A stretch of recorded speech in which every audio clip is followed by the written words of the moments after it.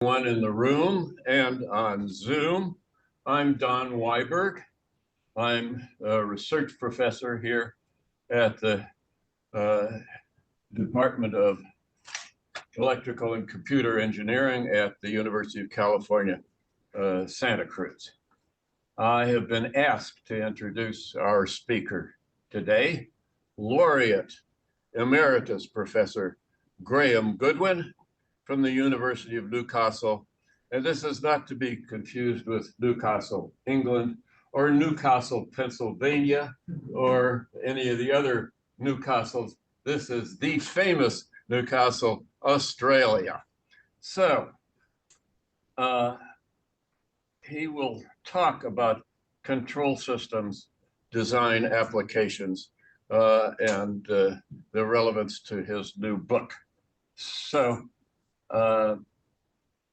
I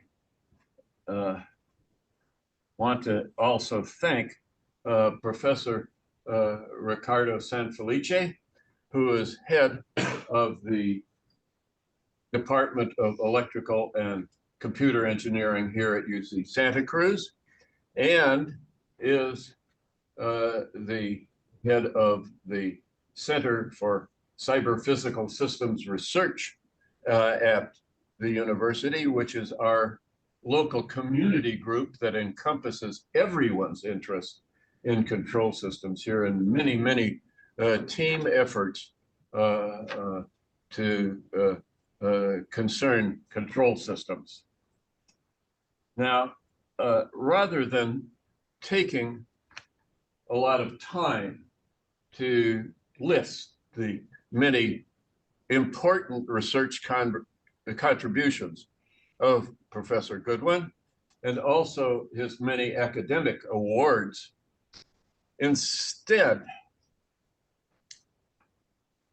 I'll let you look it up on Google. And I'm going to take just 1 or 2 minutes to tell you about the similarities between the University of Newcastle and the University of California, Santa Cruz here. So, first of all, in the late 1980s, that happened to be the best year of my life. I was on sabbatical with Graham and his group in Newcastle. Now,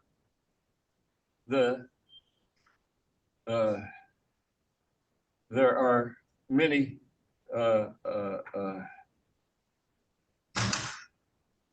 different seminars here in Santa Cruz, and there are many different seminars in Newcastle. This is both active research centers, and in fact, we are located in the map. Santa Cruz is about an hour-and-a-half's drive south of San Francisco. That's towards the equator. And Newcastle is about an hour-and-a-half's drive from the great city of Sydney. Again, that's north, but towards the equator. And they're both towns on the coast. So therefore, there is much opportunity for surfing and ocean beach activities. Now, Santa Cruz is also located very close to the University of California at Berkeley and Stanford University. These are perhaps more prestigious universities than UC Santa Cruz. The University of Newcastle is also located fairly close to, is it University of Sydney or Sydney University? I forget which. And Australian National University in Canberra. So both of these venues can be used as gathering spots for the cooperative research between these perhaps more prestigious universities, but much more welcoming and friendlier universities than they are So I can say this is a similarity. And because they have both active research areas and so forth, this is a similarity. Now, another similarity is that actually Professor Ricardo Sanfelice has just published a book on hybrid control systems. Now, Professor Goodwin happens to have also published recently a book on the novel approach to control system design, fundamentally. And perhaps we'll hear a bit about that in his lecture today. So I respectfully and politely suggest that we have much further research cooperation between our two universities and perhaps even control systems groups in the future than there is going on today. So I would like to invite Professor Goodwin and you folks in the audience to at least suggest some kinds of mutual cooperation and perhaps thought about doing this in the future. And also there will be an open discussion after Professor Goodwin's talk about a lot of things that we have in common. So with no further blabber from me, I will turn it over to Graham. Okay, thank you very much, Don, for this very warm and nice introduction. I'm delighted to have this opportunity to talk to you all today. The title of my talk is quite clear. I'm going to talk about some practical aspects of control system design. So let's begin. I've been involved in control for a very long time. I think it's a truly beautiful subject. It lies at the intersection of mathematics, physics, and engineering, and also overlaps with many other areas. So it really is a cornerstone discipline. A thing I like about it is that it's a wonderful combination of rigor on the one hand. Control people don't take things lightly. They want to understand them at a deep level, but it's also amazingly practically useful in practice. And I'm sure you all know that virtually no system in the world would operate without some form of feedback, sometimes good feedback, sometimes poor feedback. So it's not surprising that control is researched and taught around the world. And the application areas are absolutely huge. I mentioned a few there: aerospace, power systems, industrial electronics, medicine, minerals processing, chemical process control, land and sea transportation, and even into politics, where our politicians should be taking more account of the feedback they get and responding perhaps appropriately. I've, over the years, with colleagues, had the privilege of working on many problems, and I'll just list a few, mainly to show you the breadth of application of control engineering. I've worked a lot on industrial control, that's especially rolling mill technology, chemical process control, and including a recent period of about 5 years working in the sugar industry on biofed fuel boilers, aerospace. I had an opportunity to work with General Motors on automobile engine control. I worked with on telecommunications with Ericsson, and that was injecting some control ideas into the telecommunications world. And I'll mention an aspect of that later. Industrial electronics, worked a little bit on that in recent years, a thing called matrix converters. I'll mention that a bit later, and medicine, especially type 1 diabetes management, and even minerals exploration. Okay, but a difficulty we educators face, I think, is that it's very difficult to bring students and colleagues face to face with the real world of control. So inevitably, we tend to do toy experiments, trying a level of water in a tank or a little servo system, but this is not the real world.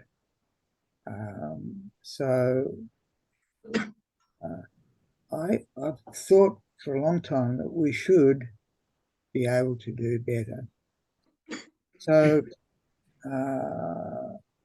it occurred to me and my colleagues that when you're involved in practical control, you're not actually out there turning levers in the process, but you're actually sitting in an operator's control room facing a bunch of computer screens and looking at traces on the computer screen and wondering what's going on and hoping there's not a big bang outside.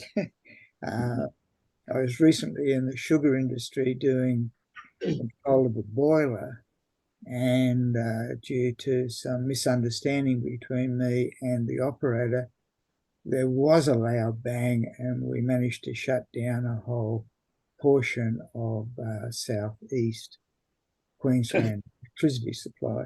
Needless to say, the operator was less than pleased with me. He actually threw a fan at me. So my colleagues and I thought, well, why can't we create some of this atmosphere, not the fan throwing, but capture some of this in emulated real world systems where when you look at the computer screen, it's actually essentially the same as if you were in that operator's room. So we spent a lot of time and put together a bunch of real world emulations of real systems. And you can see some of those systems captured here down the bottom left-hand corner. You'll see a rolling mill, next to it, wind turbine. Far right-hand side is a continuous steel casting machine, and so on. Now, bring all this together, we actually realized an important philosophical point, and that is that the architecture of control is often more important than the control law tuning. But certainly when I was involved in teaching of control, I put a lot of emphasis on getting the right values for control parameters. I now realize that although very important, is secondary to the architecture. So what's architecture? What is it? Well, architecture is what sensors are you going to deploy and why? Which actuators are you going to use? What are they? What realm of authority do they have? And of course, how do you interconnect the sensors and actuators? So I hope in my talk today, you'll get some feeling about the architecture that underlies control system design. I'm not going to go through all of the practical experiments that are available, but I'm going to illustrate with two systems. The first one is rather a topical system here in Newcastle because they're talking about putting a whole field of wind power generators off the coast, which the environmentalists are split about, actually. Obviously, there's those that want to see renewable energy, but then there are others like me who don't want to look out at the beautiful sea that I look out each morning and see a bunch of wind turbines. So I'm going to talk a little bit about the technology of wind power generation. The second topic is audio compression. Now, that's a little bit lighter and I'll finish on that. That's just a bit of fun. Okay, so let me talk about wind power generation. I'm sure you have these scattered around California and throughout the United States. We're growing them here in Australia to move from fossil fuel electricity generation to renewables, or solar and wind and other forms of so-called renewable energy without without the greenhouse gases and so on. Okay, so I'm going to divide this problem, just the discussion of it, into two aspects. I'm going to talk about the mechanical aspects associated with wind turbines and the electrical aspects, and I'll try to join these together at an appropriate time. So let me begin with yaw control. That's the simplest control system you can imagine. Obviously, you want the wind turbine to face into the wind.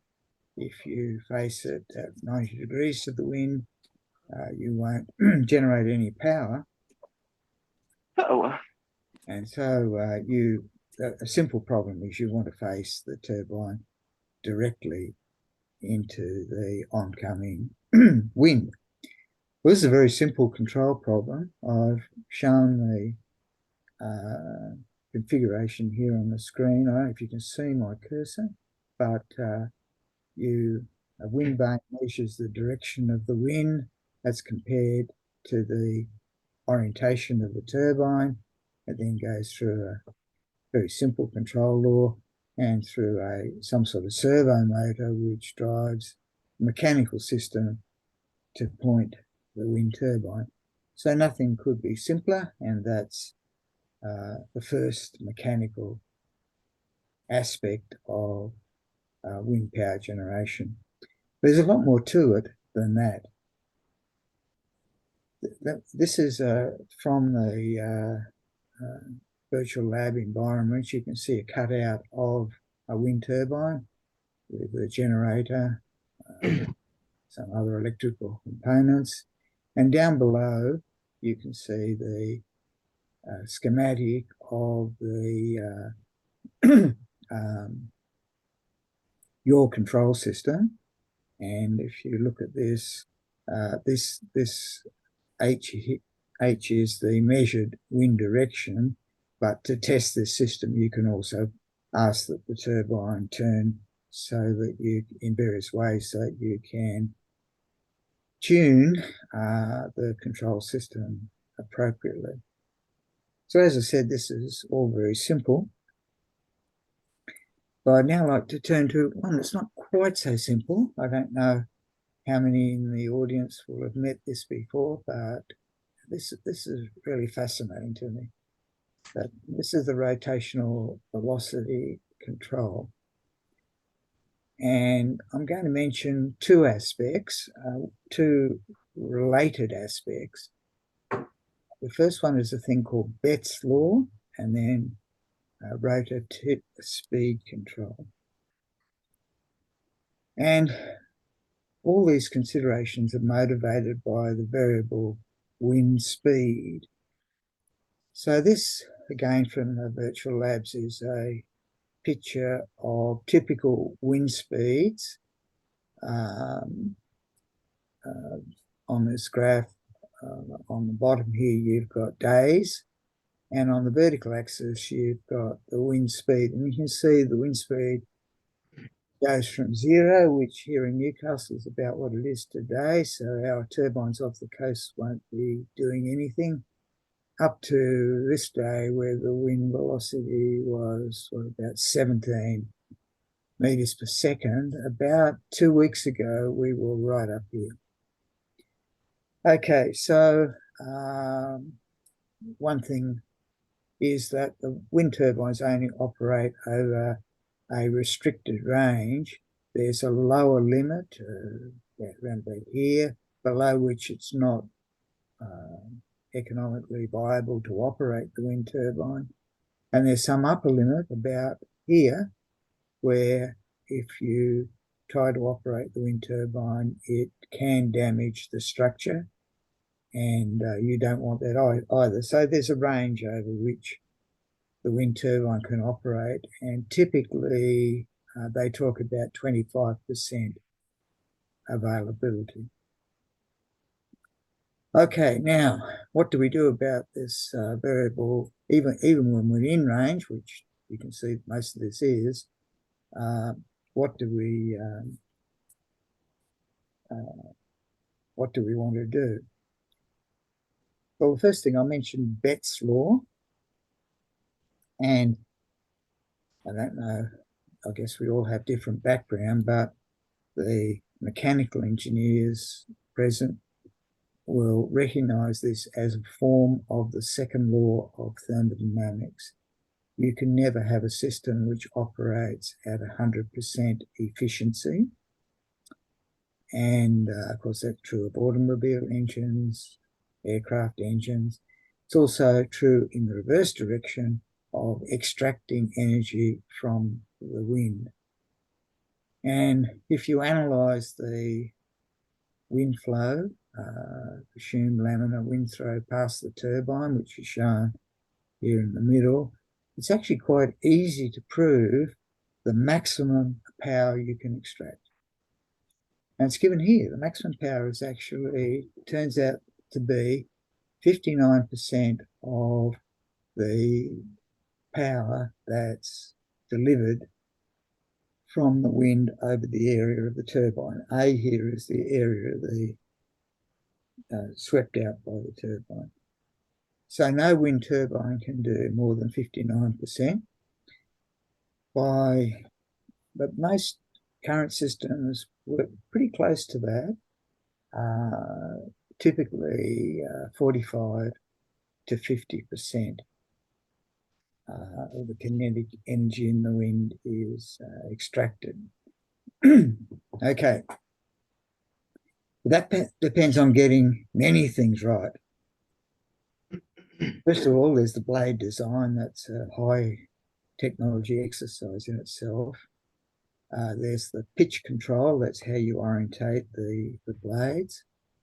And turbine velocity control. And that's what I'm going to talk about now. If you are ever passing by a wind power generation installation, you'll probably not be surprised to see that the turbines rotate at different speeds. Well, on any one day, all of the turbines are rotating at the same speed, but that speed is proportional to the velocity, the speed of the wind. Okay, so, and in fact, the rule of thumb is for the wind turbine that this is based on, the wing tip, very tip of the wing, should be travelling at roughly 7 times the speed of the wind to extract maximum power. So I've illustrated that in this little diagram. So each one of these curves here I'm pointing to are for different wind speeds. So let's pick the top one. That's quite a windy day.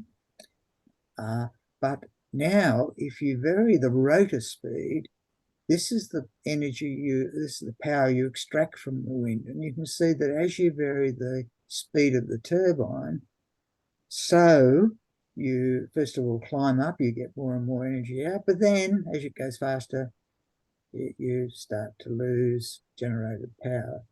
And you want to sit at this sweet point. That sweet point depends upon the wind speed. So this is high wind speed, moderate wind speed, less wind speed, etc.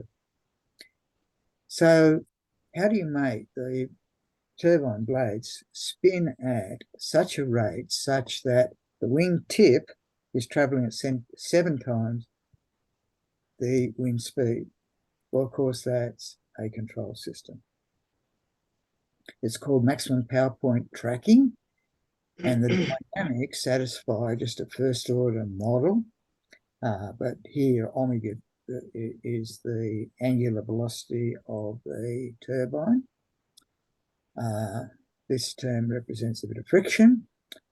Tm's the mechanical torque coming from the wind, and electrical, this Te is the electrical torque, and the electrical torque is generated by extracting current from the generator attached to the turbine.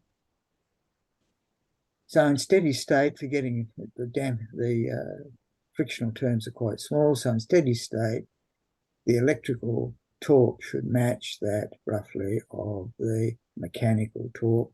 So the turbine spins at a constant speed, and that speed is determined by the wind velocity, wind speed. Now, this electrical torque comes from the electrical system. So that's probably a good time for me to talk about the electrical system. So typically for a medium-sized wind power installation, it's the three-phase induction generator. As I've already said, the frequency of generation, it depends upon the wind speed. In this configuration, I'm going to talk about it's a so-called back-to-back symmetrical configuration where you go AC from the generator to a DC link, and then you convert the DC back to AC to connect to the supply. Okay, so we now need to talk about how you control the generator, because you've got to generate that torque that matches the mechanical torque so that you rotate at that very precise speed. Now, again, I'm going to call upon your knowledge of a little bit of electrical engineering. First of all, I'm going to assume balanced three-phase system. I'm going to convert to the alpha-beta coordinate system, which is transformation to two coordinates, because the third one in a balanced system is a simple function of the other two. So this is the alpha-beta domain. But it's not convenient to work in the alpha-beta domain. The reason is you've got AC signals. So there's another trick that power people know all about, and that is to use a rotating frame, which is called the DQ reference frame. And it's very convenient to align that DQ frame with the flux in the rotor, which is rotating. First thing about this is that it converts AC signals to DC signals, and that's good because then we don't have to worry about controlling AC systems. It becomes a simple control problem, PID controllers, and so on. But how do you convert to this DQ frame rotating with the rotor flux? Okay, so here we use a little bit more of control technology, which is to use a rather fancy observer. This thing on the right, I won't go into details, but it's simply a Bloomberger observer, which is aimed at finding theta r. And theta r is the angle of the flux in the rotor. This is a stable observer, and it works extraordinarily well to estimate this angle. And then you can see in the top line of this expression, once you found this angle, you take the alpha-beta coordinates, which are AC signals, you multiply them by this, and you get DC signals, which are called the DQ frame. Okay, bit of simple power systems for everybody. Now, in this frame, you use the ID component. You control the ID component to set up the magnetizing current within the induction generator. And the other component, remember there's two because we've converted from three-phase into this orthogonal system. The Q component is the thing that produces the torque. Okay, so the top equation here is the expression for the torque of a three-phase induction generator. And you can see that having fixed this term, which is the ID component to magnetize the magnetizing current in the machine, then torque is proportional to the Q component of the current. And so by rearranging this, if you've got a torque you want to produce, you've got a current you need to produce. So this then is the electrical torque loop. You have a desired torque on the far left-hand side that goes through that little thing. It gives you a desired current. Desired current is compared with the actual current. Another little controller to generate the required voltage through a controlled rectifier, which then through the appropriate dynamics gives that current. That current, of course, then produces the actual torque. And also, because it's a controlled rectifier, you produce the current which goes into the capacitor.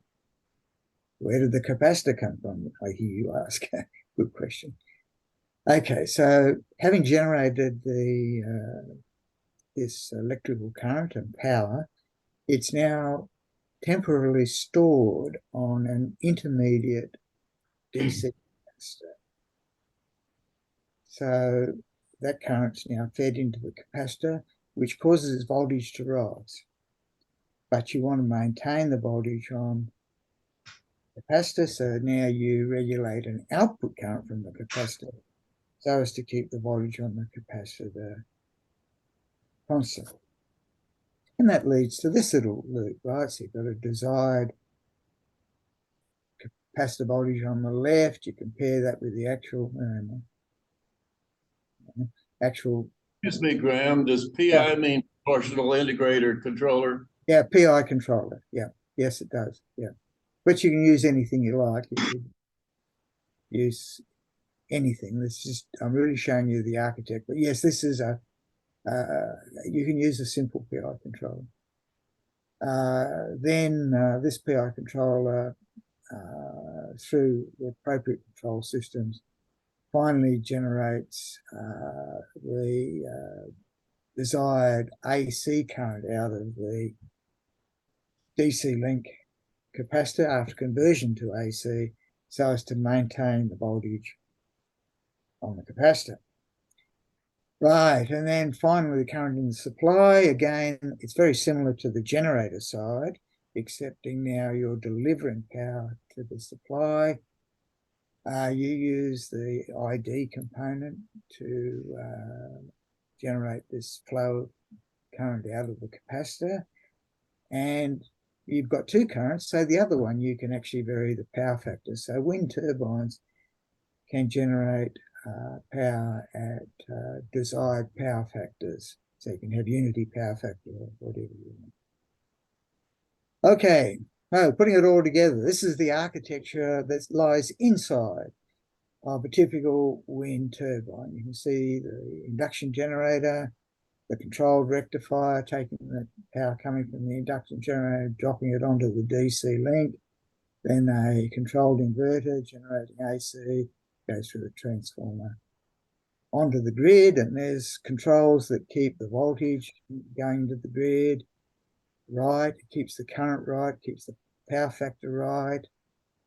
On this side, we're controlling the voltage on DC link capacitor and making sure that the turbine is rotating at the right speed. It's a lot of fun, a lot of architecture, a lot of control system design to have fun with. Right, so this is another picture, of course, of the turbine in the lab, and the schematic on the bottom now is for the generator side controller. You can see here's the rotational velocity controller, the various controllers that are controlling the currents into the generator, dumping the voltage, the currents into the DC link capacitor, where there's another controller controlling that voltage. As I said, huge amount of fun. Right, well, I thought before I finished, I'd ask a little bit more technical question, and that this is called a symmetrical back-to-back configuration with this DC link capacitor. Somebody in the audience might ask, reasonably ask, well, can you take the AC from the generator and connect it straight to the supply? Of course, it's at a different voltage and frequency. There is technology to let you do that. It's called a matrix converter. It eliminates this big capacitor in the middle, have lots of advantages, smaller size, greater efficiency, and those capacitors are nasty things. But now you've bought yourself a whole lot of control problems. And this is the cutting edge of research in industrial electronics to get this AC to AC control system working properly. And the reason is because of the tight coupling between generation and the supply, you lose degrees of freedom. So this is an under-actuated control system, a whole lot of interesting questions for control people to look at in the control of a thing called a matrix converter. So wind power generator, lots of aspects, yaw control, maximum power point tracking, keep those turbine blades rotating at the right speed, how you get the right torque to do that electrical system, how you regulate the voltage on the link capacitor, and how you deliver power to the supply with a given frequency, voltage, and power factor. I'm going to put on the bottom here a final thing, and that is harmonic pollution into the power supply. Obviously, you don't want to put too much nonsense into the power supply. I'll come back to that.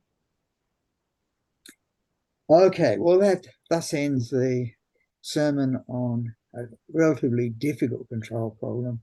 The next one is really simple, and it's just a bit of fun. This is audio compression. It's a fun example of feedback control. I'm going to use it to illustrate a thing called a feedback quantizer, which is probably the simplest control system that you would ever envisage. So it's not going to be hard now. These systems are well known in signal processing, power electronics, and telecommunications. And we're going to do some magic of feedback. Feedback is magic, and I'm going to show you the magic of feedback. This is the laboratory system we're going to use. This is actually I'm going to sample and quantize some music. So, with any luck,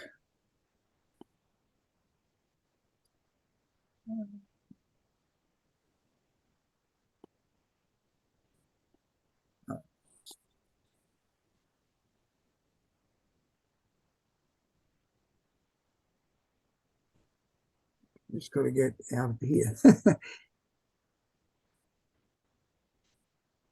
Okay, there we are. Too many.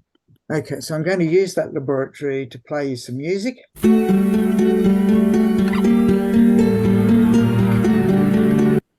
So as to not be charged with copyright violation, it's actually an original piece of music composed by my son, Andrew Goodwin.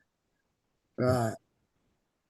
Okay, so back to the story. You've heard the music, but what I want to do is to compress that music. And so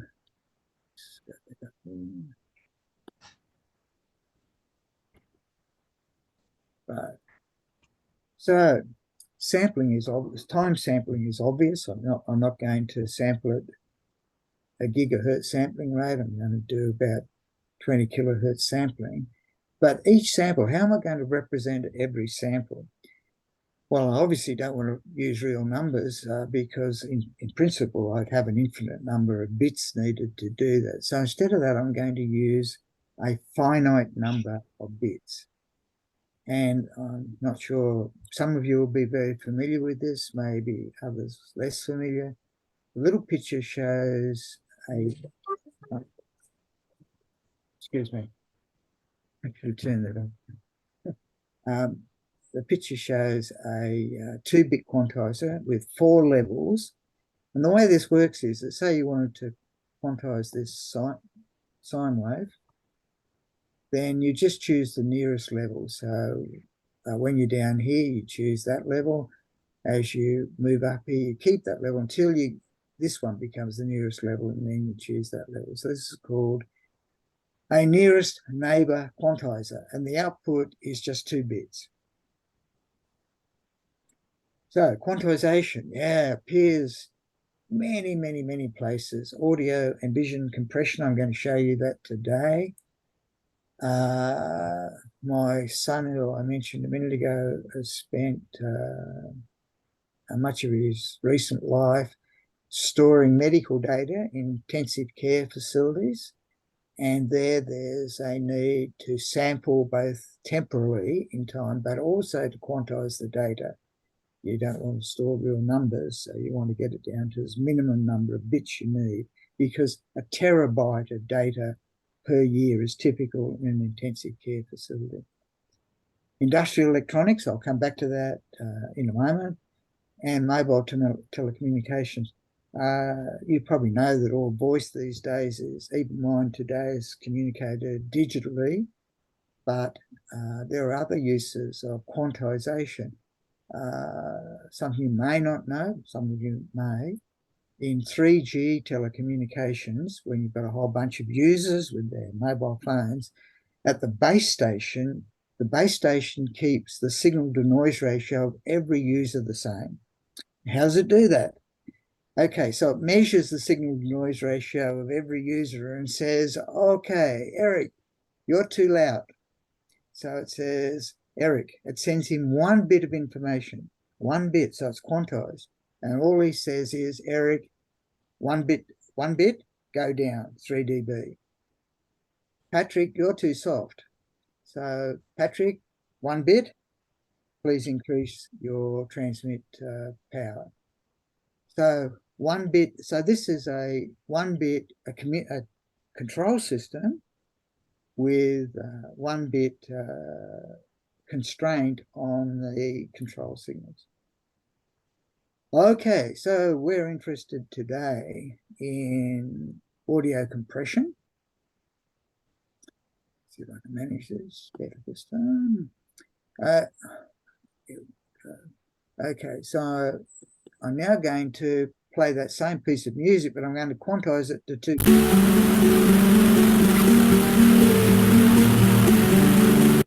So all you're hearing there is the music being played, but only of 4 levels. There's only 4 levels. And you can see that it's certainly not as good in any sense as the original was. Okay, let me get this slideshow back up. Right, so I'm going to use this little bit of feedback magic. It's called a feedback quantizer. You couldn't have a simpler control system. So here's the quantizer. So you've got an input signal and it says, okay, what's the nearest level I'm allowed to have? And it produces that signal. What does a feedback quantizer do? It says, okay, what's the difference between the quantized value and what I wanted at the beginning? Takes the error, feeds it back through a little filter and subtracts it from the beginning. As I say, simplest possible feedback system. And if you have a look at this little system and do the analysis, the output UK as a function of AK is given by AK. Hey, so you've got it, but you've got quantization noise, which is this DK term. But you're able to do things with that. And what do you do with it? You adjust F. Okay. And that adjust the sensitivity function between the quantization noise, which is often roughly white noise, through the sensitivity function to the output. Great. Now, why on earth would you want to do this? Well, we don't hear all sounds equally well. I can't hear above about 10 kilohertz because I'm old. Young people can hear up to about 20 kilohertz. One of my colleagues can hear up to, who's a musician, my son as well, hear up to about 25, 30 kilohertz, but nobody hears above 30 kilohertz. So why don't we put all the noise up there, all this quantization noise? However, there's no free lunch. Have you heard of the no free lunch theorem? There's no free lunch. And this no free lunch theorem was proved by Henrik Bodie in the 1940s, and it's represented in his wonderful book. You can get hold of it. Beautiful book that explains all this, but there are modern versions available. If you're interested in a very nice presentation, look up Gunther Stein's beautiful presentation at CDC, which was called Respect the Unstable. And you can hear the whole lecture and you can read about it in the Control System magazine. People in other areas steal these ideas. So in signal processing, it's credited to somebody else, but it all comes from our friend Henrik Bodie. So what did Henry say? He says you can push down the sensitivity to noise, quantization noise, at low frequencies, but it's going to pop up at high frequencies. But we can't hear high frequencies, so that's all right. And I think Gunther Stein called this disturbance dirt. So this little picture shows what's going on. You've got what you do is you push down. I hope you can see my little arrow pushing down. Oh, I'm going to push down that arrow. You push down the sensitivity of the system at low frequencies where we hear, but it pops up at high frequencies. And this was beautifully described by Bodie using some simple tools from complex variable theory to prove this little result here, which says that the integral of log sensitivity is naught. So if you push it down somewhere, it's got to push up somewhere else because you've got this conservation of dirt principle. Okay, so I'm going to apply this now, if I can, to the audio, which is sitting behind here, unfortunately. Where am I? Right. So I'm now going to apply a feedback quantizer. You can see it's now got the feedback quantizer. And hopefully it sounds a lot better. I've deliberately done this so that you can actually hear the high frequency hiss. Normally you wouldn't hear that, but I wanted to demonstrate that, of course, the noise is being dumped at high frequencies. So let me play the three pieces of music one last time. Original music.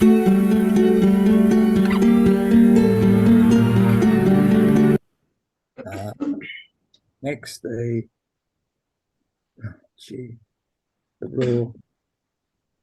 raw quantized music.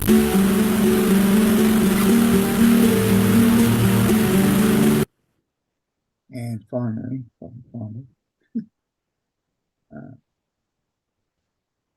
finally the bit I just played you.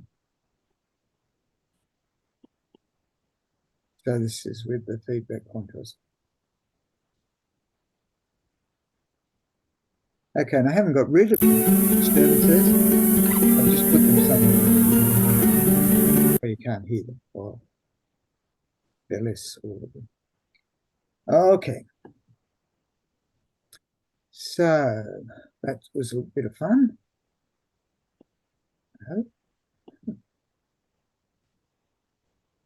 Now, I mentioned, this is towards now the end of what I want to say, but I've mentioned this, that in that wind power generation, the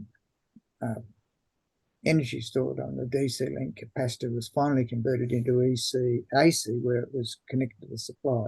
How is that done? Well, it's done by switching the DC supply so as to produce an AC waveform. Okay, so you've got DC, you've got some switches, it produces an AC voltage, which leads to the current into the supply. So you can think of the action of the switches as producing what you want. In the United States, it's 60 hertz.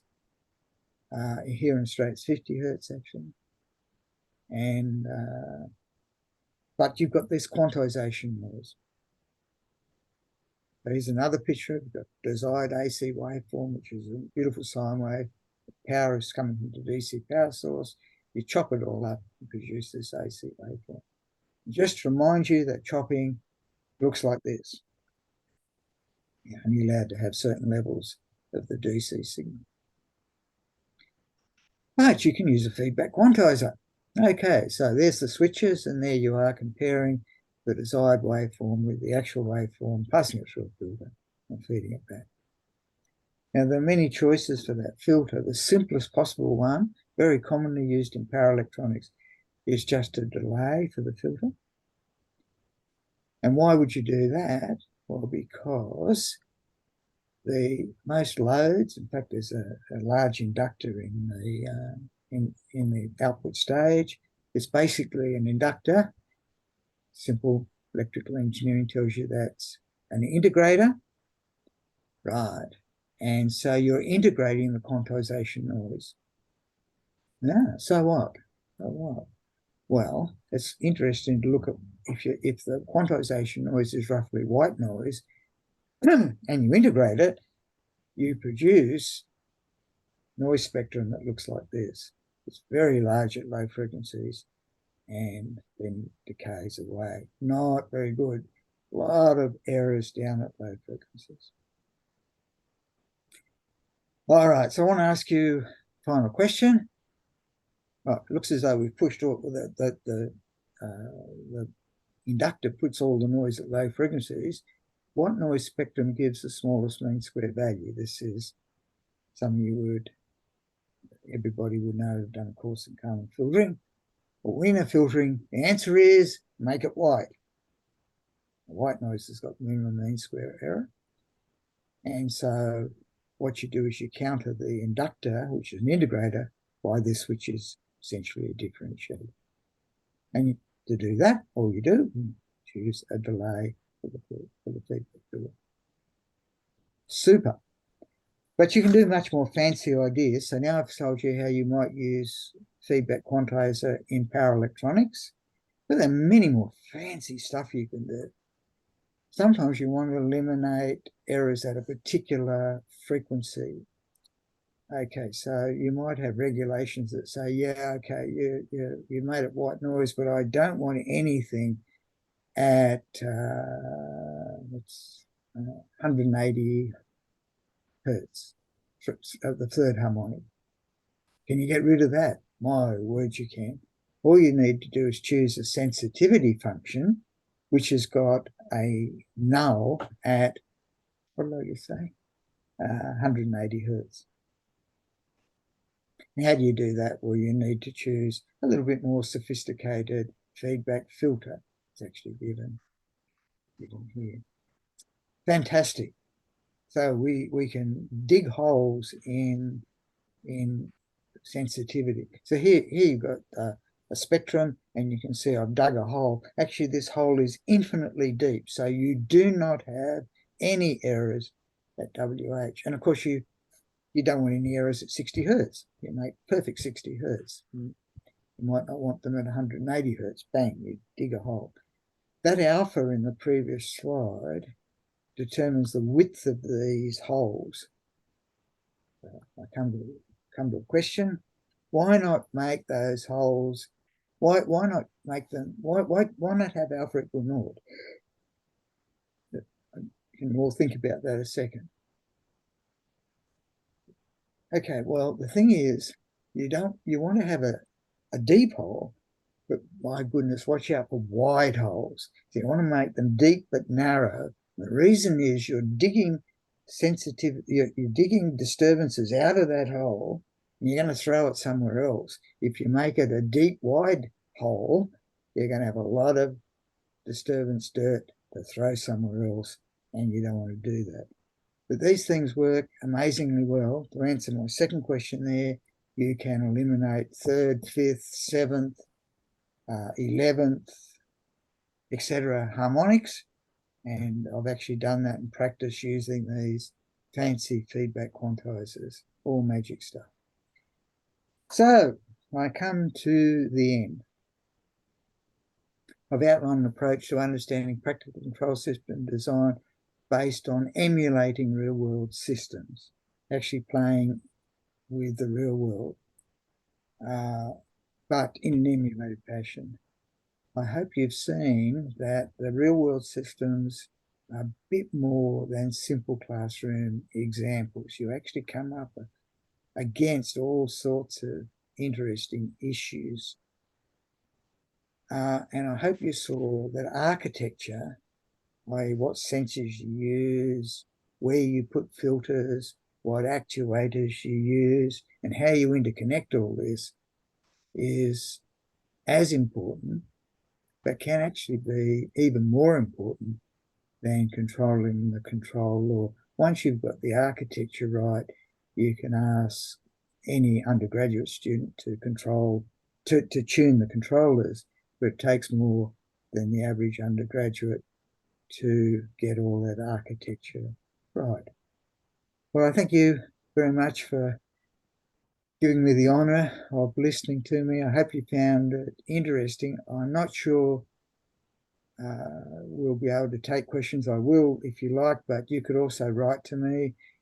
If you want to play with these labs, you can. The book's not out yet. It'll appear in early 2024. It's got all this in it, including all these labs. And so I'm happy to try to answer questions. Thank you very much for listening. Thank you, Graham. Questions from the audience? Anybody on Zoom? Anybody here you want to throw something at Professor Graham? Well, then, not hearing anything, I, of course, will have to have my go at you. Okay. Make it simple, Don. No, come on. I listened to two examples of this. My impression was that, damn it, this is hard. We're going to have to listen to people in the wind power industry to come up with a model. We're going to have to understand the audio compression business even before we do this control system design. Yeah. Why not start from just, let's fire all the control systems guys and just put a computer to look at all the past examples of somebody trying to do this, and let data-driven I mean, I'm sure that all the company property financial planners and so forth, the guys of the companies, are thinking about doing this. Are you afraid for your students' jobs? That's an excellent question, and we, all people in who do engineering, are asked this question, which is the impact of AI on our livelihoods. Look, I'm very happy. I don't think we're under threat at all. Okay, so an AI system can certainly go and look at all of the wind turbine control systems and give you that block diagram. In fact, the AI search engine would probably find my slide with the architecture shown and then present it to you.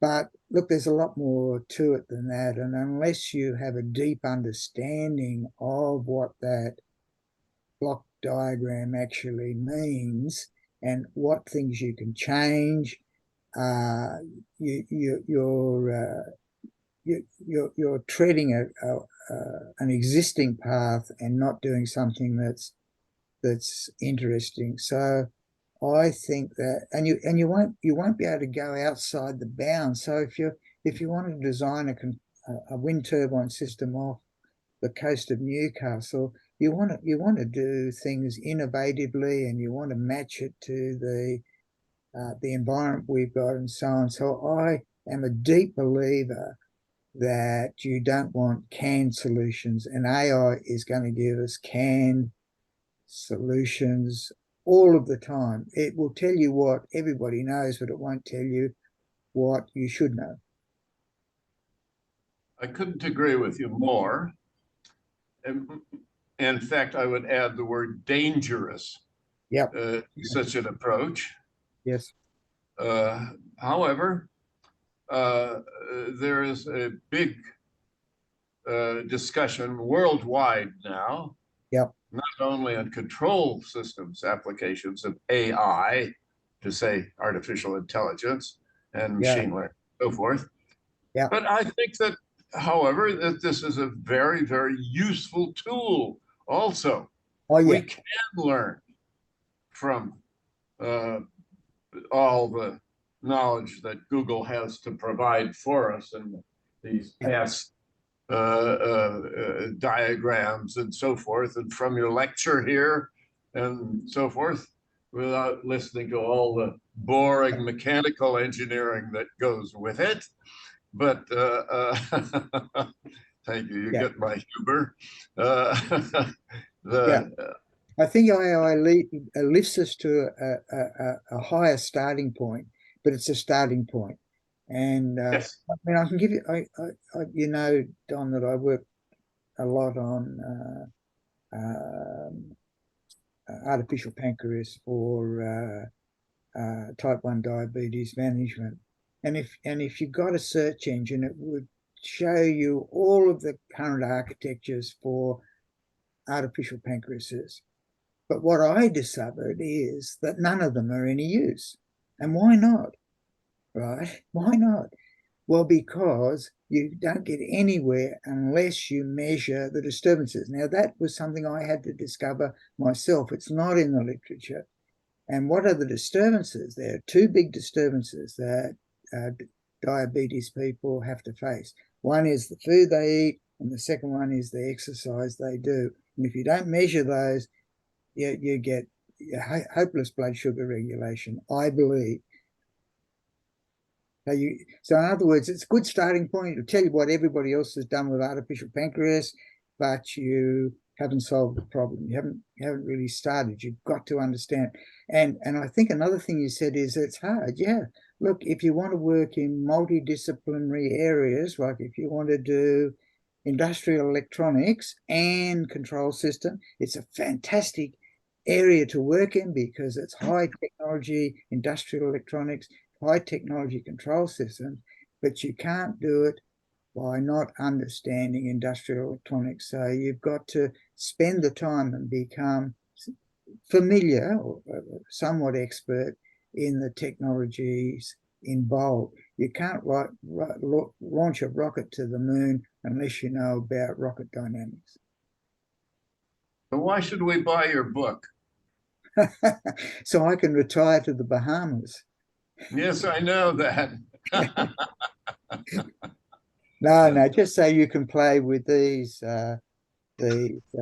systems and learn a little bit. There's some very simple designs, and there's actually a door opening system, which is a very simple servo.